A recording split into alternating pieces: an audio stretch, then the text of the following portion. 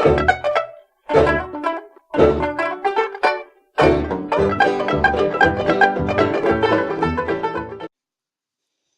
back, Nerdopausians. Here I am. I am back. I have traveled. I've been traveling. I apologize for being absent low these many weeks. Actually, it was 2 weeks plus change because I got back and then I had to get really kind of dug back into Illinois. I was in California, the land of my birth. I went to help celebrate my mom's 80th birthday. I went to go help a friend with some things. I also got to schmooze with my son and his girlfriend. I got to visit with my mother-in-law. I got to visit with all manner of lovely family. I also stuffed in some visits with friends as well, although I didn't get to see everyone I would have liked to have seen, which makes me sad. And of course, along the way, I was stuffed into eating all kinds of goodies that some of which I can't get here, some of which I can get here, but not quite in the form that I can get them in California. And it includes some very odd liquid nitrogen infused cereal sweet dessert things that made me breathe water vapor like a dragon. I had a great time. I missed you. The thing about me making Nerdopause videos is that I like to be alone when I make them because I sound like a bonkers person talking to myself into my computer. Not that I'm not. Yeah, and there's all the ambient noise of people walking around and living their lives around you, and it's distracting. So I like to be alone. I like to be alone when I make the videos, and there's no alone when you're visiting. Because you're visiting. Because you want to be present. You don't want to be holed up in the bathroom making a video. What the past 2 weeks in California made me really think about was the concept of home. What is home, especially in today's world where a lot of people, not everybody, but a lot of people are traveling, they're moving, they're living in other countries, they're living in other parts of the United States. There's a lot of movement for work. There's just a lot of movement. What does it mean? What does home mean? When you ask somebody where's home, where are you from, you're kind of referring either to the place you live or the place you were born. And it's pretty much in either case, it's considered to be one singular, permanent kind of concept, a thing, a place. This is where I was born. This is where I call home. Where are you from? I'm from. I don't know how to answer that. I've never known how to answer that.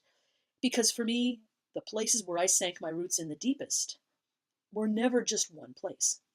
In fact, I consider a lot of places home. And oddly enough, many times, the more distant those places have been from the place I was born, the more home-like they felt to me, which is why. For example, I was born in Long Beach, California. I do not consider Long Beach, California to be my home, partially because I don't remember living there. Likewise, the places of my childhood up until the age of 12 never felt like home to me. They were the places I lived. It would feel like this was a temporary place I had to be. And I think this feeling came from living those years up until the age of 12, navigating, just existing with my mother's mental illnesses. It was a kind of a survival thing. So home is supposed to be this place of belonging where you get in the door and it's, I can kick my shoes off. I can be me. It was never like that when I was a child. It was a stressful kind of experience. So it didn't feel like the definition of what home should be. It was the place I lived. It was the moments I had to live in. But when I was 12, I went to live on the island of Kwajalein in the Marshall Islands with my dad, my stepmom. And from the minute I stepped off the plane into that kind of salty, flowery, humid air that an island in that area of the world has, it was visceral feeling of being at home. There was a giant kind of body. If you were to ask me now, at any time in my life really, after the age of 12, where are you from? My first answer, my instinct is to say Kwajalein. But I can't really say Kwajalein always because it opens up this can of worms. What's a Kwajalein? Where is Kwajalein? Are you Marshallese? Why were you there? Is it a military thing? What's the deal with this weird place that you say you're from when you're not really from there? But I am from there. Aren't I? I don't know. Years later, I find myself living in Japan. What started out as a 2-year, we want to live in Japan. This is a one-time thing in our lives. It turned into a total of 8 years, probably, and counting. I can't say we're not going back ever. It turned into another home for me. And Japan really does feel like home, which opens up that can of worms again. Are you part Japanese? Why were you in Japan? What's the deal with you calling Japan home? I'm back to where am I from? Now I'm living in Illinois. I'm living just outside Chicago. I've lived here 3 years. We bought a house here. Here is my home. This is my house. Does Illinois feel like home? I'm getting there. A lot of things are very different. I'm not entirely feeling home here yet. And it's no fault of anybody, it's just me.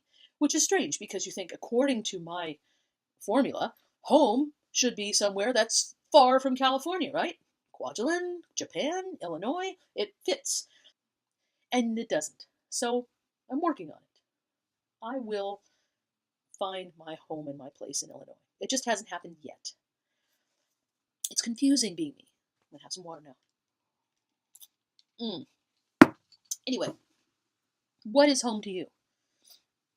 Now, some of you who might be watching, how many of you are there? 10 now? Some of you might be living in the place where you were born and you've never left, really, or you've left and you've always come back. And that's beautiful. It's just foreign to me because it didn't end up being my life. We live in a time where home may not have the same definition as the dictionary tells us. Is it important to define home? Do we need to define it? Is a house a home? Is a home a house? Is a home just a house? Just the walls you live in, is that your home? Or is it something deeper? Very deep thoughts as I come back. I have an announcement.